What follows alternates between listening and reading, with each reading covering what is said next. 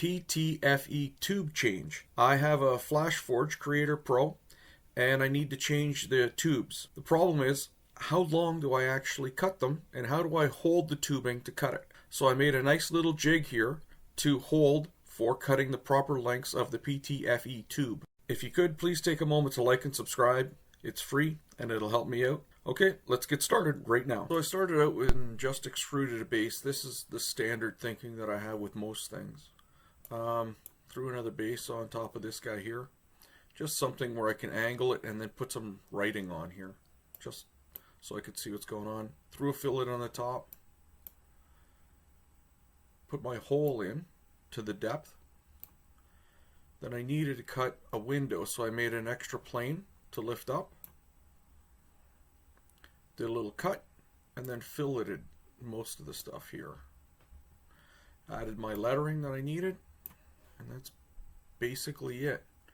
So when I put the tube in, it'll actually butt up against this wall here, and then I can see that it's up against the wall, and then I can push the tube back out. And then when I go to cut, I'm just going to place the razor blade up against here and slice down, and it's to length. Why this extra piece is on here? In case I slipped with a knife and went too far, I didn't want to hit the table. And I was also going to put some other writing on here and a hole here to hang it up. So that was my thinking with this. And that's basically about it. This is nothing special. You guys know how to use all the software in here, hopefully by now. I just sat it down on the base. I changed it to the extruder on the left side and hit print. Standard printing, nothing special. And that's about it. I will be including the STL file for this as well. So if you want to print one of these off yourself, feel free.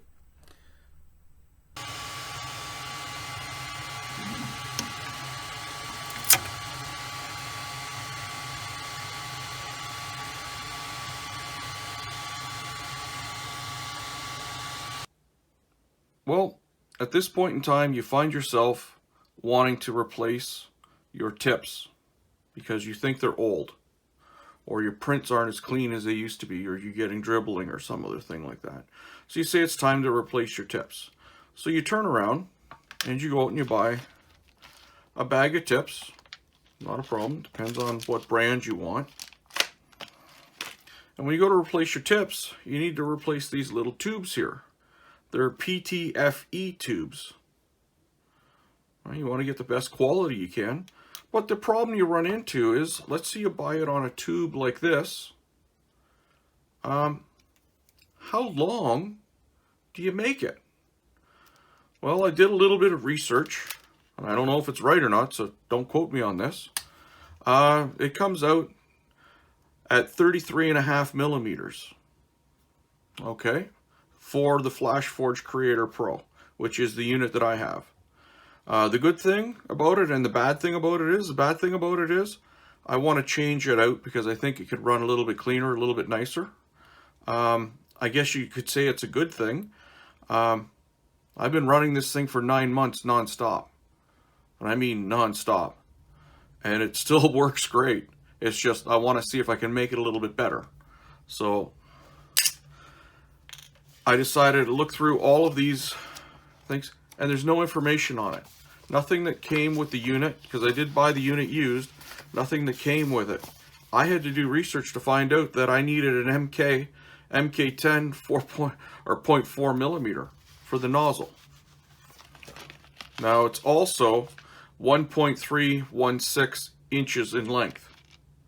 Now you got a plus or minus little variant of about 0.2 millimeter. So the whole reason for this video is I didn't know how long to make it.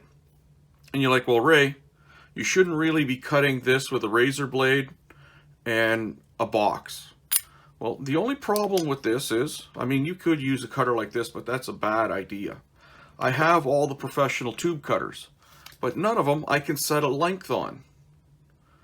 So that's where my problem runs into. I know I want to make it this size, so I just made up a simple little print, a simple little drawing. I stick my tube inside. It goes all the way to the end. Take my razor blade, tilt it so it's leaning up against my piece. Cut it off like that. Boom. Pull this guy out. And we have a tube.